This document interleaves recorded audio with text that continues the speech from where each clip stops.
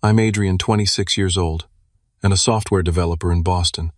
For 2 years, I saved $14,000 for a down payment on my first apartment. Yesterday, I came home excited about a bonus announcement at work. Instead, I found my bank account completely empty.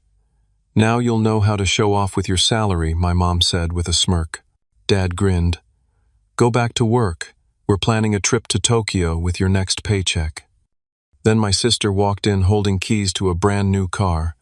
They had no idea what was coming.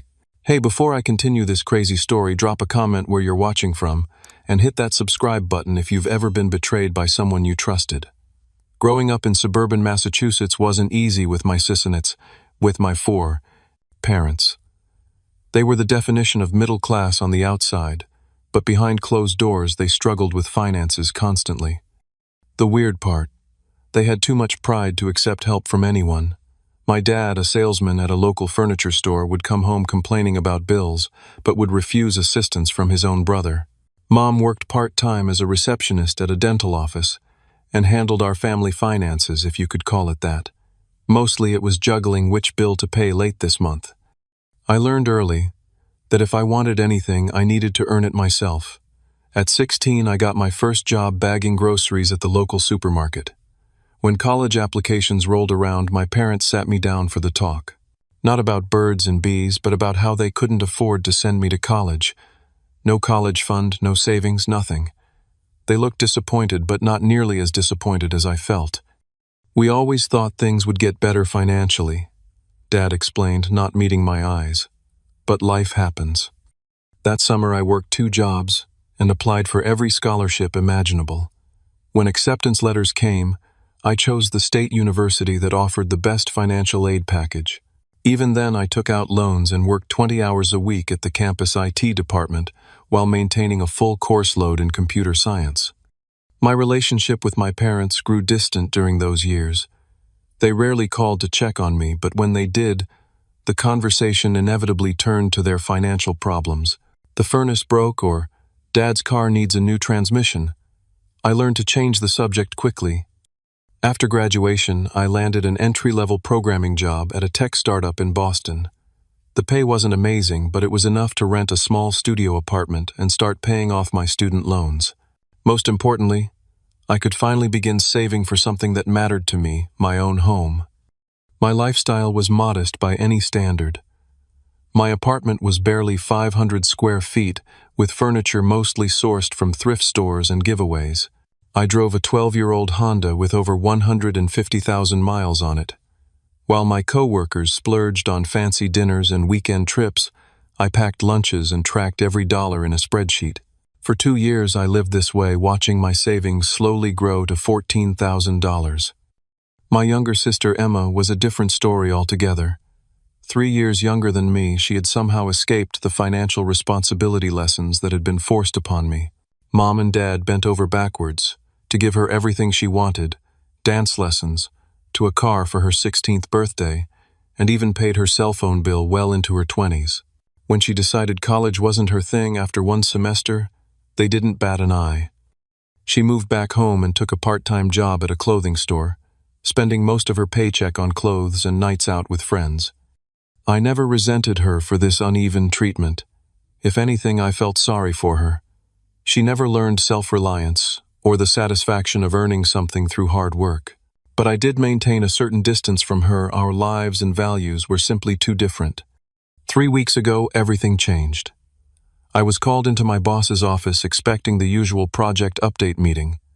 Instead, he told me I was being promoted to senior developer with a 20% salary increase. "You've earned this, Adrian," he said, shaking my hand.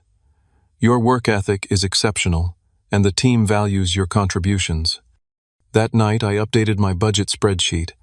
With the raise, I could reach my down payment goal of $25,000 within 6 months. For the first time, homeownership felt within reach, a small condo, nothing fancy but mine. The next day, I made a stupid mistake. I was updating my password journal, an actual physical notebook, where I kept all my passwords hidden in my desk drawer. Old school, I know, but I've never trusted digital password managers. I wrote down my new banking password, never imagining anyone would find it, much less use it. 2 days later, Mom called something that rarely happened, unless she needed something. Adrian, honey, we heard about your promotion from Emma's friend who works in your building. We're so proud Dad and I want to come visit this weekend to celebrate. I was suspicious, but also hopeful. Maybe they were finally recognizing my achievements. Maybe our relationship could evolve into something healthier. Sure, I agreed. I could cook dinner on Saturday. Oh no, we'll take you out somewhere nice. Our treat, she insisted. You deserve it. That Saturday I worked late finalizing a project. When I got home around 7 in the evening, I was surprised to find not just my parents but also Emma in my apartment. They'd let themselves in using the spare key I'd given them for emergencies. The table was set with actual wine glasses, not mine, they must have brought them, and Dad was uncorking a bottle that cost more than I typically spent on wine in a month. There's our big shot tech guy, Dad called out when I walked in. Mom hugged me tightly. We ordered from that Italian place down the street. The food should be here any minute. Emma lounged on my sofa, scrolling through her phone. Congrats, bro, she said without looking up. Something felt off, but I pushed the feeling aside. Maybe they really were just proud of me. Maybe this was the beginning of a new chapter in our relationship. If only I'd listened to my instincts. The delivery guy arrived with enough food to feed 8 people, not 4. Dad insisted on paying with a flourish, pulling out a credit card I didn't recognize. New card, I asked casually. Just came in the mail, he replied with a wink. Better rewards program. We settled around my small table, squeezing in with the excessive amount of food between us. Mom poured generous glasses of wine for everyone, and Dad raised his glass. To Adrian moving up in the world and making us proud. The conversation flowed surprisingly well. They asked about my job, seemed interested in my projects, and didn't once mention their financial problems. It felt surreal, like having dinner with alternate universe versions of my parents. So when are you going to upgrade from this closet, Dad asked, gesturing around my small apartment. Actually, I've been saving for a down payment, I said, feeling a rare moment of pride. I'm getting close to my goal. Mom and Dad exchanged a quick glance that I couldn't interpret. That's our boy, Mom said, patting my hand, always the responsible one. Just then my phone buzzed with a notification. I almost ignored it, but something made me check. It was my banking app withdrawal confirmation. $14,000. Thank you for your transaction. My stomach dropped. I hadn't made any withdrawal. Excuse me, I mumbled, stepping away from the table. With trembling fingers, I opened the app and logged in. My savings account balance read $46.78, just the remnants of the $14,000 I'd spent 2 years accumulating. The withdrawal had happened 3 hours ago while I was still at work. I rushed back to the table, my heart pounding. Did either of you access my bank account today? I demanded, my voice shaking. Mom dabbed her mouth with a napkin, completely calm.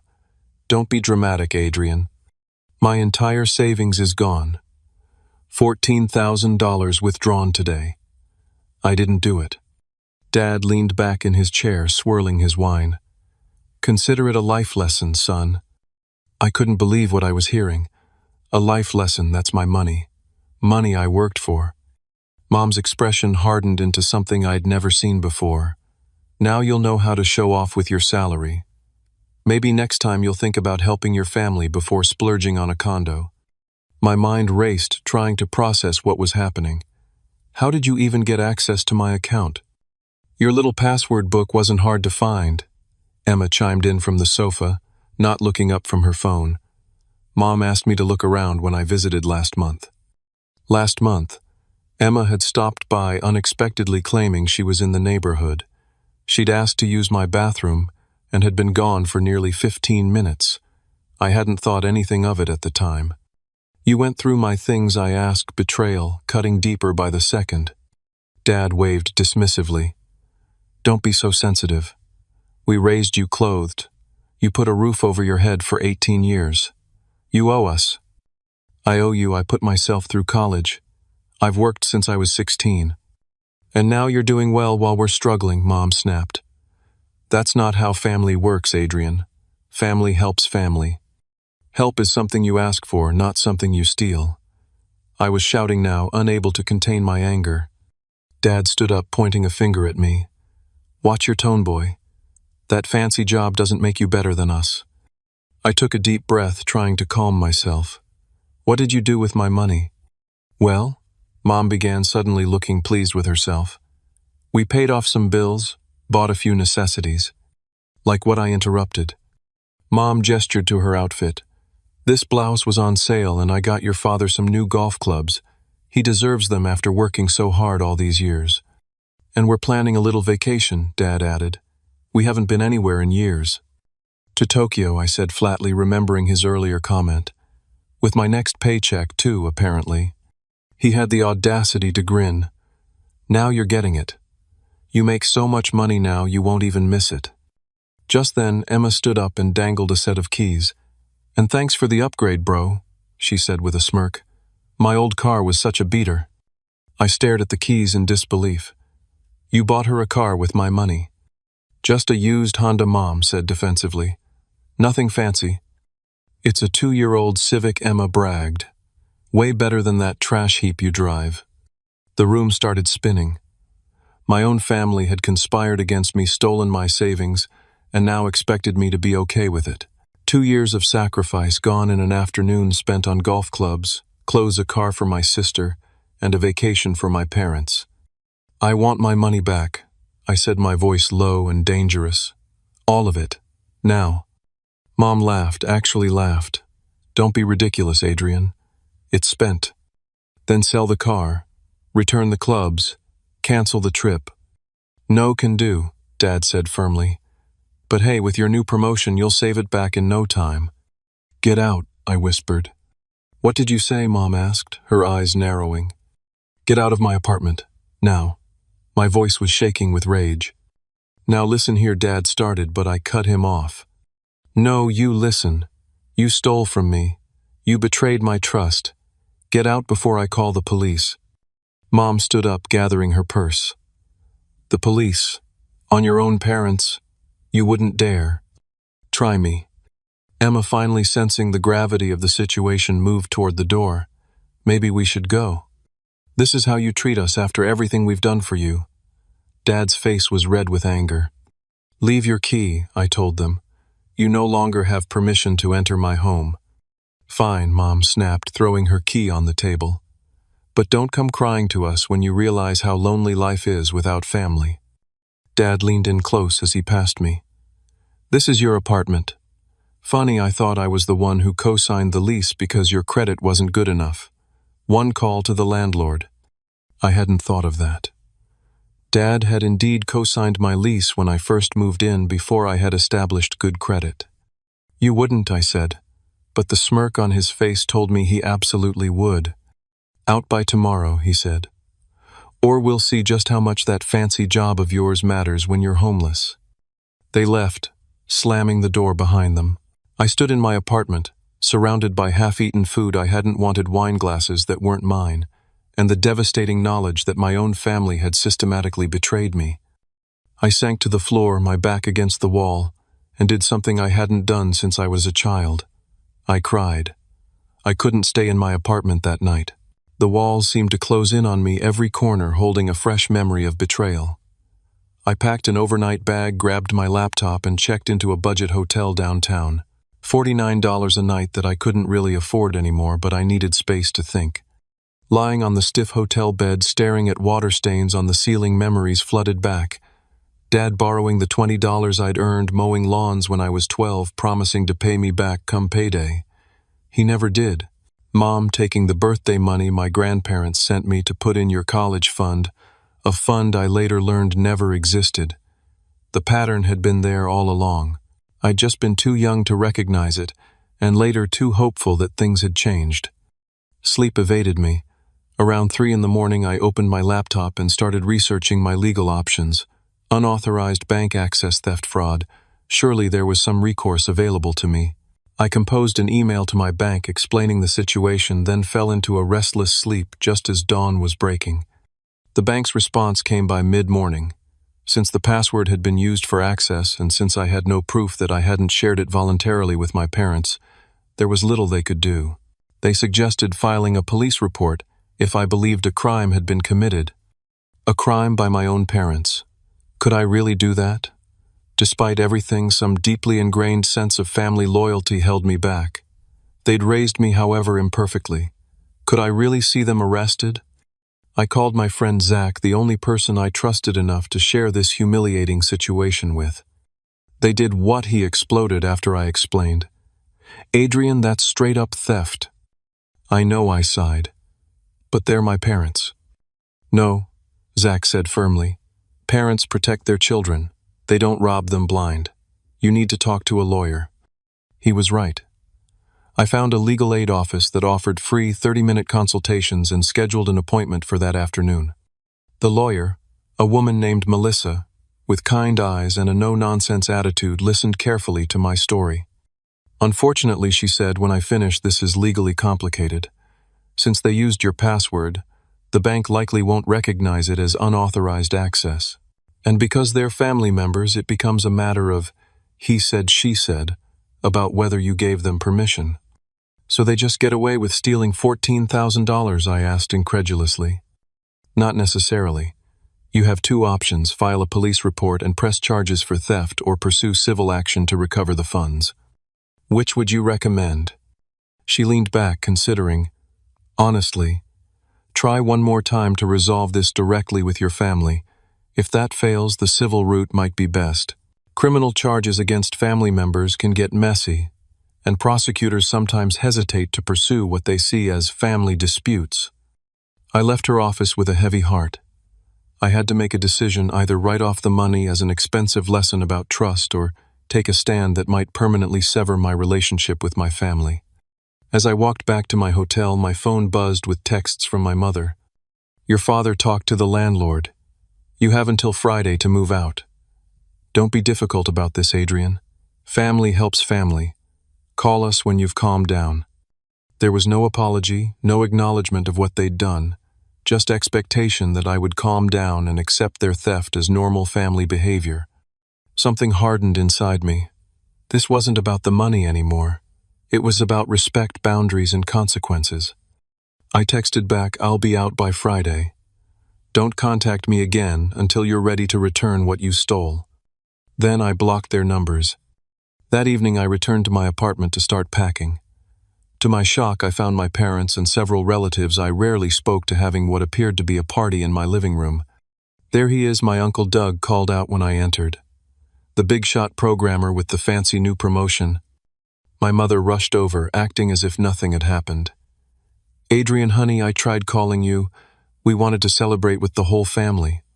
I stood frozen in the doorway of my own apartment watching, as relatives lounged on my furniture eating food I hadn't bought, celebrating a promotion that had led to the worst betrayal of my life.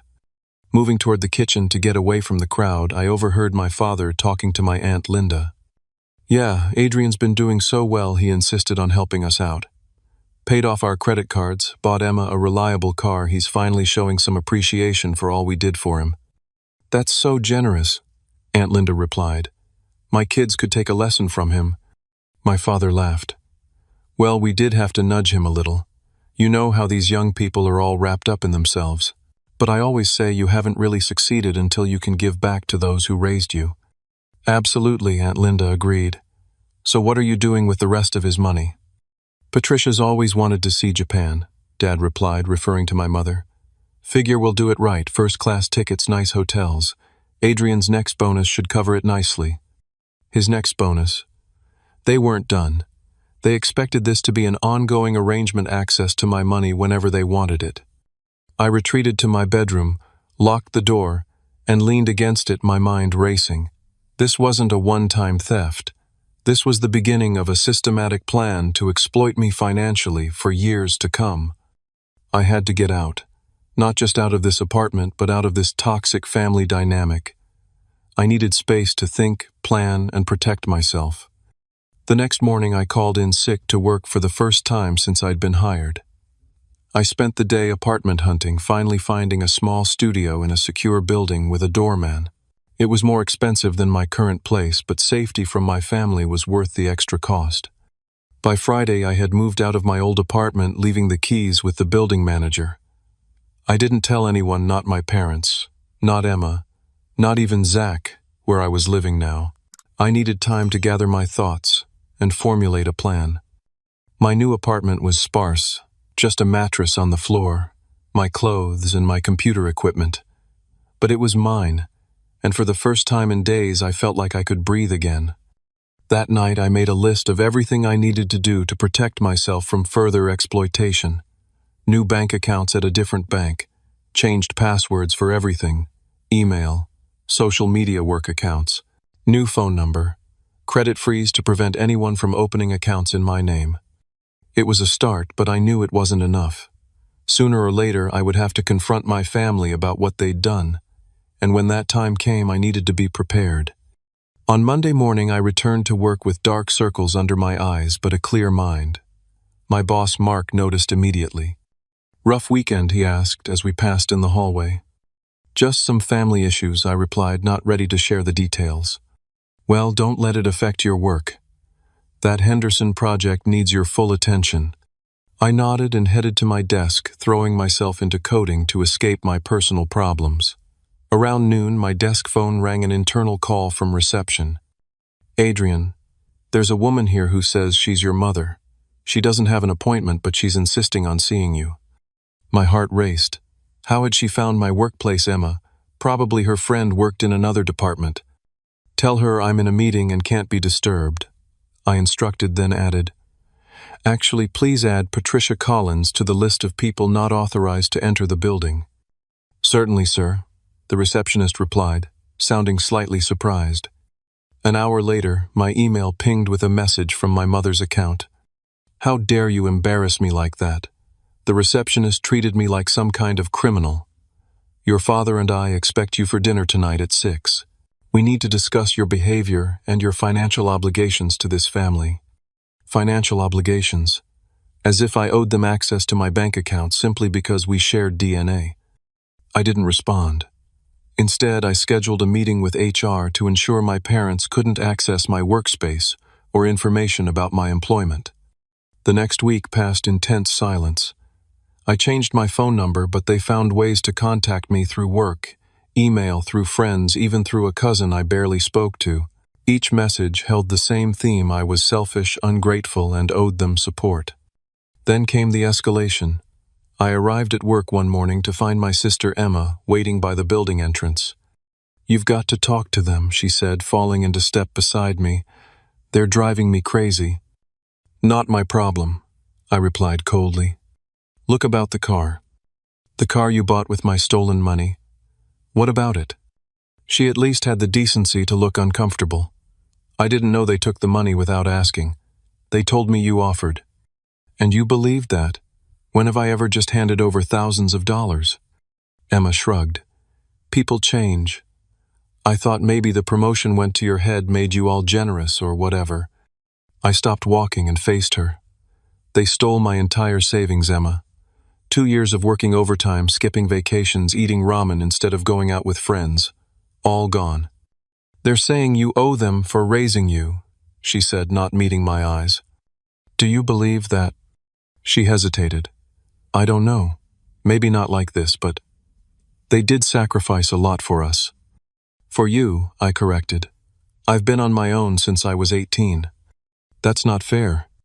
Neither is stealing $14,000. We stood in awkward silence for a moment. "What do you want me to do?" she finally asked. "Sell the car, return my portion of the money." Her eyes widened. "I can't do that. I need that car for work."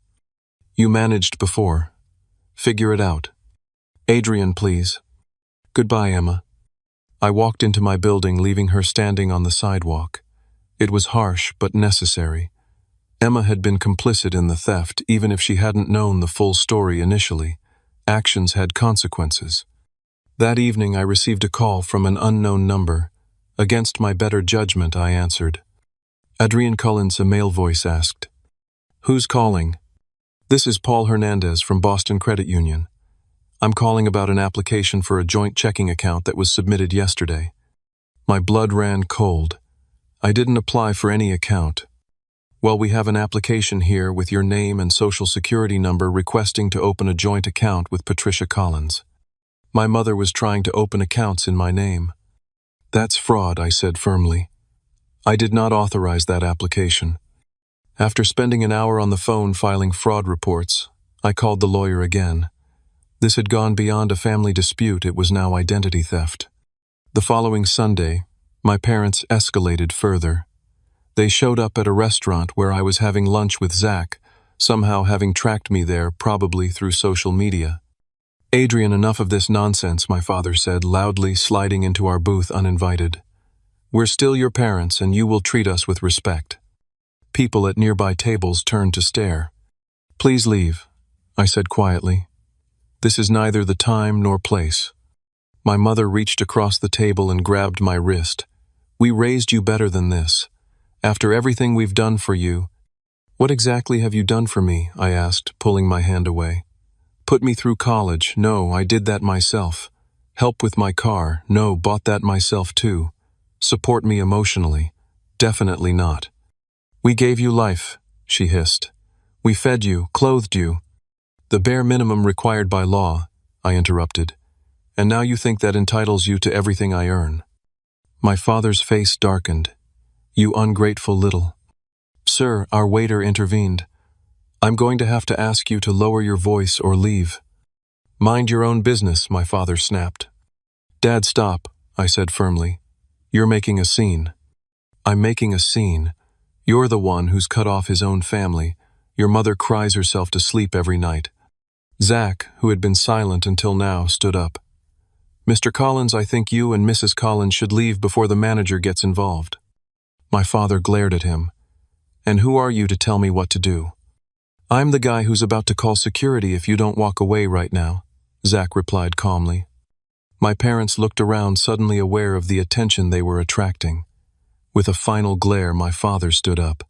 This isn't over, Adrian. Actually, it is, I replied. Unless you're ready to return my money and apologize. They stormed out, leaving an awkward silence in their wake. Dude, Zach said as he sat back down, you need a restraining order. I nodded slowly. I think you're right. Later that evening, as I was entering my apartment building, my sister called from yet another unknown number. Adrian, you need to know something, she said, her voice uncharacteristically serious. They're in real trouble. What do you mean? They remortgaged the house last year. They're behind on payments. Dad's been gambling. It's bad. Why are you telling me this? Because I think they took your money to save the house, not for a trip or golf clubs. They're drowning, Adrian. For a moment I felt a pang of sympathy. Then I remembered the callous way they'd justified their theft. That doesn't excuse what they did, Emma. No, she agreed, surprising me. It doesn't. But I'm scared for them. After we hung up, I sat on my bare mattress thinking, if Emma was telling the truth, my parents' financial situation was even worse than I'd imagined. But that made their actions more calculated, not less. They hadn't stolen from me impulsively, they'd planned it, targeting my savings as a solution to problems of their own making. The next evening, against my better judgment, I agreed to meet them at a neutral location, a coffee shop downtown. I arrived early, selected a table with clear sightlines to the exits, and waited. They entered together, looking less confident than I'd ever seen them. My mother's eyes were puffy from crying, and my father seemed to have aged years in mere weeks. Thank you for meeting us, Mom began as they sat down. I didn't respond, just waited. Dad cleared his throat. Son, we may have been hasty in how we handled things. Hasty, I repeated. You stole $14,000, threatened to make me homeless, tried to commit identity fraud, and harassed me at work. That's not hasty, that's criminal. Mom flinched. We're your parents, Adrian. We needed help. Then you should have asked for help, I cut in. You don't get to decide what happens to my money. We were desperate, Dad admitted. The bank was threatening foreclosure. So you thought stealing from me was the solution, not selling your golf clubs or Mom's jewelry or downsizing the house. It had to be my money. They exchanged glances. We're family, Mom said, as if that explained everything. Family doesn't steal from family, I replied firmly. Family respects boundaries. What do you want from us? Dad asked, his voice hollow. I want my money back. All of it. And I want a written apology acknowledging what you did was wrong. We don't have the money, Mom said. It's gone. Then sell the house. Sell the car. Get jobs delivering pizza if you have to. Figure it out. Dad's expression hardened. You'd make your own parents homeless. You were willing to do the same to me, I reminded him. Actions have consequences. So that's it, Mom asked, tears forming. We mean nothing to you now. I took a deep breath. You chose money over our relationship, not me. If you want to rebuild trust, it starts with making this right. And if we can't, then we have nothing more to say to each other. I stood up, leaving them sitting in stunned silence. As I walked away, I felt a curious mixture of sadness and strength. For the first time in my life, I had set a clear boundary with my parents. Whether they respected it or not was their choice now. The confrontation at the coffee shop marked a turning point. I realized that hoping for my parents to suddenly develop a moral conscience was futile. I needed to take concrete action to protect myself and possibly recover some of my losses. First, stop a new financial advisor recommended by my company's HR department. Jason Chen specialized in helping young professionals establish secure financial foundations. What happened to you is unfortunately not uncommon, Jason said after I explained my situation. Family financial exploitation happens more often than people realize. Together, we created a comprehensive protection plan. I opened new accounts at a credit union with no connection to my previous bank. We established a series of secure passwords and authentication methods that couldn't be easily guessed or accessed. I set up credit monitoring to alert me of any new applications in my name. Now, Jason said, leaning forward, let's talk about recovering your money. Is that even possible? I asked, skeptical. Possibly through small claims court. The limit in Massachusetts is $7,000, so you couldn't recover the full amount in one case, but it's a start. I nodded, taking notes. What would I need to prove my case? Any evidence that the money was taken without permission. Text messages, emails, witnesses who heard them admit to taking it. I thought of the family gathering where I'd overheard my father bragging about using my money. My cousin Taylor had been standing there too. Would she be willing to testify? The next day I consulted with a different lawyer, one who specialized in family financial disputes. She helped me draft a formal demand letter to my parents, outlining exactly what they had taken and the consequences if they didn't make arrangements to repay it. Send this by certified mail, she advised. It creates a paper trail showing you've attempted to resolve this without court action. While I waited for a response, I focused on rebuilding my security. I changed all my passwords using a complex system that couldn't be guessed. I installed a password manager with two-factor authentication. I froze my credit at all 3 major bureaus. At work, I met with HR again to ensure my parents couldn't access my employment information or payroll details. I'd like to change my emergency contact and make sure my parents can't access any information about me, I explained to the HR director. She looked concerned. Is everything okay, Adrian? Family dispute, I said simply. I need to protect my personal information. She nodded. We can certainly update your file, and just so you know, we never release salary information to anyone but the employee. Thank you, I said, relieved. And can we make sure any bonuses or raises aren't announced publicly? Absolutely. Your compensation is confidential. With work secured, I turned my attention to Emma. Despite her complicity, she was also a victim of our parents' manipulation. I arranged to meet her at a park near her workplace. I'm not selling the car, she said immediately upon sitting down. I'm not asking you to, I replied. But I do want you to understand what they did was wrong. She sighed, picking at the sleeve of her coffee cup. I know. Do you? Because you seemed pretty comfortable benefiting from their theft. I told you I didn't know they stole it. They said you wanted to help with the car. And that didn't seem suspicious to you. When have I ever offered to buy you a car? She looked away. I guess I wanted to believe them. We sat in silence for a moment. They used you too, Emma, I finally said. They're using your connection to me to try to get access to my money again. What do you mean? The calls, the texts, showing up at my workplace. You're telling them where to find me, aren't you? She had the decency to look ashamed. They said they just wanted to talk to you to apologize. If they wanted to apologize, they would have returned my money. Emma nodded slowly. They're in really bad shape, Adrian. Dad lost his job 3 months ago. He's been pretending to go to work, but he's actually been going to the casino. This was news to me. Is that where my money went? Some of it, probably. Mom doesn't know about the gambling. She thinks he's still working. The situation was worse than I'd thought. Not only had they stolen from me, but they were lying to each other as well. Emma, listen to me carefully, I said.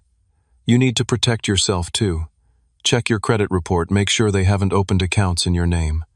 Her eyes widened. Would they do that? They stole $14,000 from me and showed no remorse. What do you think? She looked down at her hands. What should I do? Distance yourself. Get your own place if you can afford it. Don't give them access to your financial information. I can't just abandon them, she protested. I'm not saying cut them off completely. I'm saying protect yourself while they figure out their own mess. We talked for another hour, and by the end, Emma seemed to understand the gravity of the situation. She agreed to be more careful about sharing information about me and promised to check her own credit report. The certified letter I'd sent my parents came back refused. They weren't even willing to acknowledge my attempt at resolution. Meanwhile, I discovered they'd been contacting my friends, extended family, and even colleagues, painting me as an ungrateful son who had abandoned them in their time of need. Several relatives called me, urging me to make peace with my parents. They made mistakes, but they love you, my Aunt Susan insisted over the phone. Did they tell you they stole my entire savings? I asked. They said they borrowed money for an emergency, and now you're refusing to speak to them. They didn't borrow anything. They took it without permission. That's theft. They're family, Adrian. Family helps family. That phrase again. It seemed to be the justification for everything. Would you be okay with your son stealing your retirement fund? I asked. Well, of course not, but then don't expect me to be okay with it either. One by one, I had these conversations with family members. Some understood my position once they heard the full story. Others remained firmly on my parents' side, unable or unwilling to see their actions as wrong. Then came an unexpected ally. My Aunt Patricia, my mother's sister, called me late one evening. I heard about what happened, she said without preamble, and I want you to know I believe you. You do. I was genuinely surprised. They did the same thing to me 10 years ago. Cleaned out a CD I'd been saving for my daughter's college fund, said it was for a medical emergency, but Robert bought a boat the next month. Hearing that my parents had a history of this behavior was both validating and deeply disturbing. Did you ever get the money back? I asked. No, she sighed. I was too embarrassed to pursue it legally, but I've kept my distance ever since. You're right to protect yourself, Adrian. Thank you for telling me this, I said, feeling a weight lift from my shoulders. Finally, someone who understood without judgment. If you need a witness for anything legal, I'm available, she offered. I've got emails where Patricia admitted taking the money, claiming she'd pay me back someday. With Aunt Patricia's support and the documentation I'd been gathering, I felt ready to take the next step. I filed a small claims court case against my parents for the maximum amount of $7,000. The day after they were served with the court papers, Emma called me in a panic. Dad's freaking out, she said. He's threatening to disown you, cut you out of the will, all kinds of stuff. I don't care, I replied honestly. Any inheritance would probably be debt anyway. Mom's talking about selling her jewelry. I think she's serious about trying to pay you back. That was the first hopeful news I'd heard. How much could she get for it? I don't know, maybe $3,000 or $4,000. It's mostly costume jewelry, but she has a few real pieces from Grandma. Tell her it's a start, I said. But I'm not dropping the court case until I see actual money. 3 days later, Emma showed up at my apartment building with an envelope. Inside was $3,500 in cash and a handwritten note from my mother. Adrian, this is from selling my jewelry. I'm sorry for taking your money without permission. We were desperate, but that doesn't make it right. I'll try to get more. Mom. It wasn't the full amount, and the apology was vague, but it was something. I texted Emma, "Tell Mom I received the money and appreciate the effort. I'll credit it toward the total, but we're still going to court unless the full amount is returned." The next day, Emma texted me a photo of a receipt showing that she had sold her car, my car, really for $6,000. "I'm keeping enough for a cheap used car," she wrote. "The rest is yours." In the end, between my mother's jewelry and a portion of the car sale, I recovered just over $7,000, half of what had been taken. It wasn't perfect, but it was more than I had expected to get back. I agreed to drop the court case in exchange for a signed acknowledgement from both parents that they had taken the money without permission and a promise not to attempt accessing any of my accounts in the future. My father signed grudgingly, my mother with tears in her eyes. Neither fully acknowledged the depth of their betrayal, but they had at least faced some consequences for their actions. Just when I thought the situation was stabilizing, my parents escalated in a way I never anticipated. On a Tuesday morning, as I was heading into an important client meeting, they showed up at my workplace unannounced. "Sir, there's a couple in reception insisting on seeing you, my team lead," said, pulling me aside. "They say they're your parents and it's an emergency." My heart sank. It's not an emergency. They're trying to cause problems. Should I call security? I hesitated. Having my parents escorted out by security would create exactly the kind of scene they wanted. "Let me handle it," I said, heading toward reception. They were standing in the middle of the waiting area, my father red-faced, and my mother dabbing at fake tears. "Adrian," she cried dramatically when she saw me. "Thank goodness. We've been trying to reach you for days." Several of my colleagues turned to look. This was exactly what I didn't want. "There's no emergency," I said, quietly but firmly. "And you know my phone number if you needed to reach me." "How could you take your own parents to court?" my father demanded loudly. "After everything we've done for you." People were definitely staring now. I needed to get them out of there before this damaged my professional reputation. "Let's talk outside," I said, gesturing toward the door. "We're not going anywhere until you explain yourself," Dad insisted, his voice rising further. "Everyone here should know what kind of son you are." At that moment, my boss Mark emerged from a conference room. "Is there a problem here?" he asked, his expression neutral but his tone stern. "These are my parents," I explained. "They were just leaving." "We most certainly were not," my mother protested.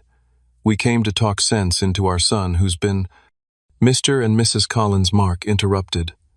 "I'm Mark Davidson, Adrian's manager. Whatever family issues you're experiencing, this is not the place to resolve them. I'm going to have to ask you to leave before I call security." "Fine," my father snapped. "But everyone should know that Adrian is suing his own parents while we're about to lose our home." As they were escorted out by security, my mother turned to address the now silent reception area. He'd let his own parents become homeless over a loan. A loan. They were still characterizing theft as a loan. Mark turned to me after they were gone. "Take the rest of the day, Adrian. Deal with this." "I'm sorry about that," I said, mortified. "They stole money from me." He held up a hand. "You don't need to explain. My father emptied my college fund to buy a motorcycle when I was 18. I get it." His understanding was unexpected and deeply appreciated. "Thank you," I said simply. "Just make sure it doesn't happen again. This is a place of business." I nodded and headed back to my desk to gather my things. Word of the scene had already spread through the office, and I could feel curious eyes watching me. As I was leaving, a colleague named Diana approached me. "Hey, I overheard what happened. I'm really sorry." "Thanks," I said, embarrassed. "My mom did something similar to me a few years ago," she continued. "Took out credit cards in my name, maxed them out. It took me 2 years to clean up my credit." "How did you handle it?" I asked, genuinely curious. "Filed a police report eventually. It was the hardest thing I've ever done, but it was the only way to clear my credit." "Did your relationship survive?" She smiled sadly. "We don't talk much now, but honestly, that's probably for the best. That evening, determined to understand the full scope of my parents' financial situation, I did something I'd been avoiding. I looked them up in public records. What I found shocked me. 3 liens against their house, a judgment from a credit card company, a pending foreclosure action, and most disturbing of all, a bankruptcy filing from 5 years ago that I'd known nothing about. They hadn't just recently fallen on hard times. They'd been financially irresponsible for years, possibly decades, and now they expected me to bail them out to be the solution to problems of their own making. Armed with this knowledge, I called Emma. "Did you know Mom and Dad filed for bankruptcy 5 years ago?" I asked without preamble. She was silent for a moment. "Yes," she finally admitted. "They made me promise not to tell you." "Why?" "They were embarrassed, I guess. And they were afraid you'd stop helping them if you knew how bad things were." "Helping them? When have I ever helped them financially?" Another pause. "Adrian, they've been taking money from your account since you were in college." The floor seemed to drop out from under me. "What are you talking about?" "Remember that joint account you opened when you were 18? The one for your tuition payments? They never took their names off it. They've been transferring small amounts, 50 here, 100 there, for years." I sat down hard on my couch. The joint account had been my father's idea, a way to easily deposit money for tuition and books. I thought it was closed years ago.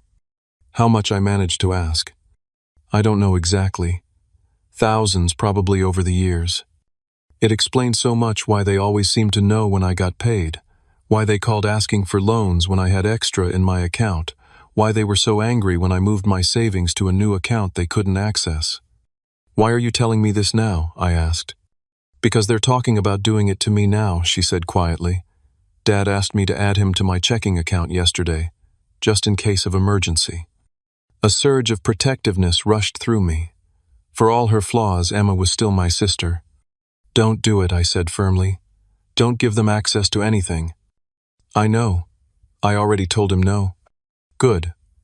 Listen, we need to talk to them together. Present a united front." We arranged a meeting at a restaurant the following evening, neutral territory where they couldn't make too much of a scene. They arrived looking defensive, already prepared for a fight. "What's this about my father?" demanded as he slid into the booth. "We know about the bankruptcy," I said, without preamble, "and about the money you've been taking from my accounts for years." My mother's face went pale.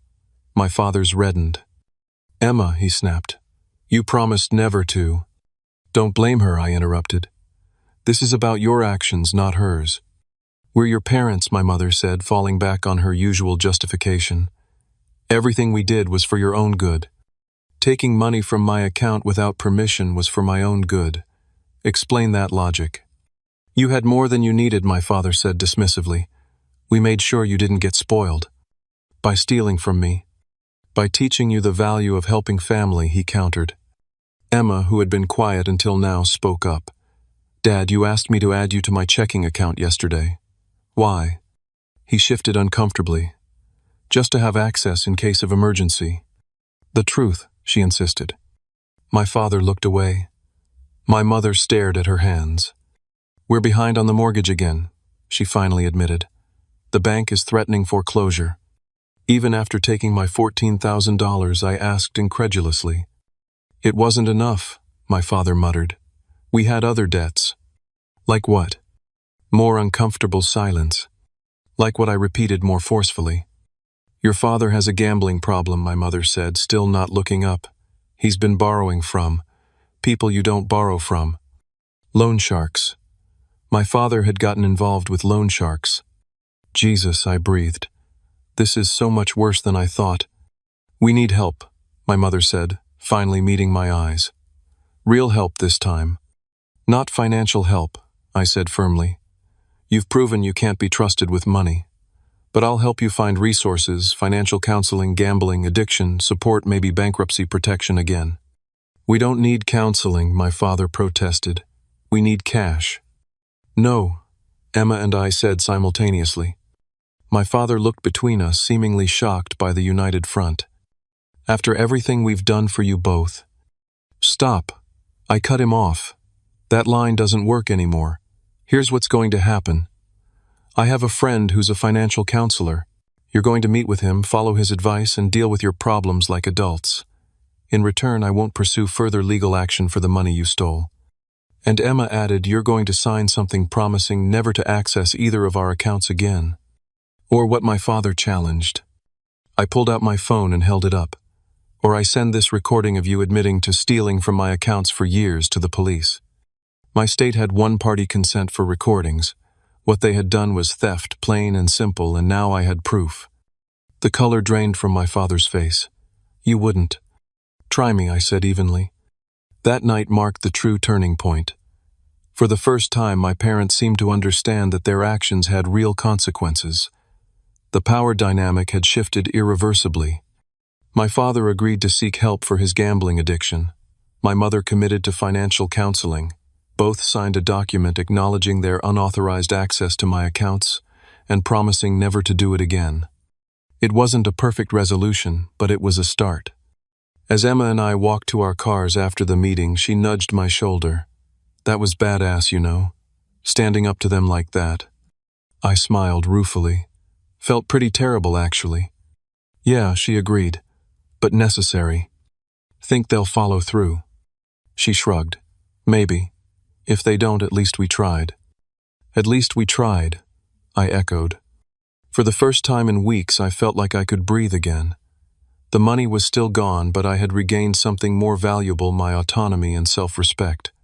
6 months passed. True to their word, my parents attended financial counseling, and my father joined Gamblers Anonymous.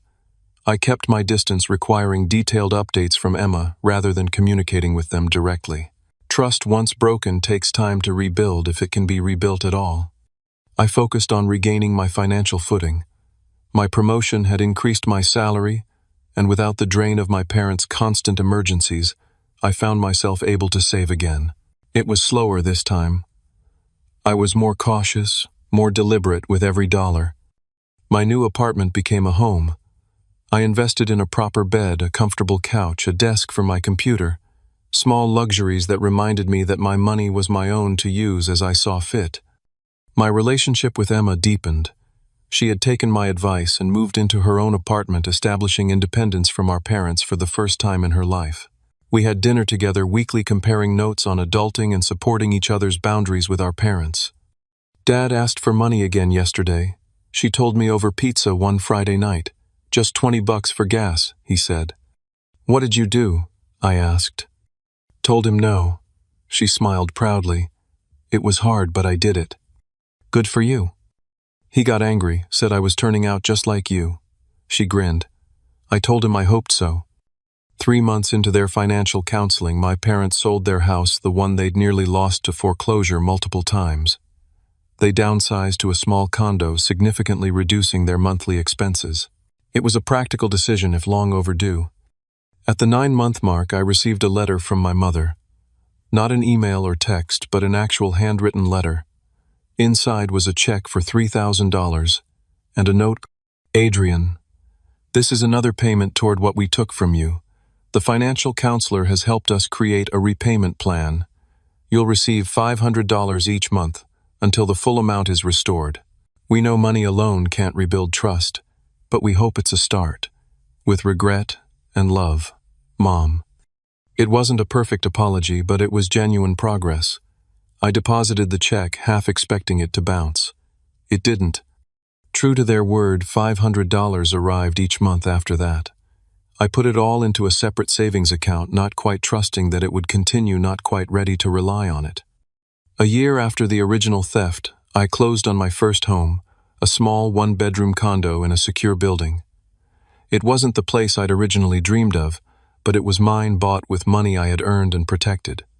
Emma helped me move in, exclaiming over the hardwood floors and the tiny balcony with a view of a nearby park. "You did it," she said as we collapsed onto my couch after carrying up the last box. "Despite everything, you did it." "We did it," I corrected her. "You're in a better place too." She nodded thoughtfully. "I never would have moved out if all this hadn't happened. As awful as it was, maybe we needed the wake-up call." That evening, as Emma headed home to her own apartment, I sat alone in my new space and reflected on the painful journey of the past year. I had lost $14,000, half of which I'd recovered, but I had gained something far more valuable, the knowledge that I could stand up for myself, even against the people who were supposed to love me most. I had learned that family means respect, not exploitation. That boundaries are necessary, even perhaps especially with parents. The hardest lesson had been accepting that the parents I wanted, supportive, respectful, financially responsible, weren't the parents I had. I had to deal with the reality of who they were, not the fantasy of who I wished they could be. My phone buzzed with a text from my mother. "Congratulations on your new home. Your father and I are proud of you." I stared at the message for a long time before responding, "Thank you. Maybe you can visit sometime." It wasn't forgiveness, not completely, but it was an opening a possibility. The healing process would be long. Trust once shattered doesn't mend easily. But I was on my way. We all were in our own ways. The $14,000 they took taught me lessons no amount of money could buy, that I was stronger than I knew, that real love doesn't come with financial strings attached, that sometimes the healthiest thing you can do for a relationship is to set firm boundaries. Most importantly, I learned that financial security isn't just about the numbers in your bank account. It's about protecting yourself from those who would exploit your generosity, even if they share your DNA. Today, my relationship with my parents is cautious but cordial. We talk, occasionally meet for holidays, but financial matters remain strictly off limits. Emma has blossomed into a more confident, independent woman, careful with her money and protective of her boundaries. As for me, I continue to build my career and my savings one day at a time. The betrayal will always be part of my story, but it no longer defines me. Instead, it's a chapter that made me wiser, stronger, and more compassionate toward others who have experienced similar family betrayals. If you've ever had someone you trusted violate that trust, especially family, know that you're not alone. It's okay to protect yourself. It's okay to set boundaries. And it's absolutely okay to expect better from the people who claim to love you. Have you ever had to set difficult boundaries with family members over money or other issues? Drop a comment below and share your experience. Your story might help someone else who's going through something similar. Don't forget to like this video and subscribe to the channel for more real-life stories about navigating complicated family dynamics. Remember, sharing your story can be the first step in healing. Thanks for listening, and I hope you found some value in my journey.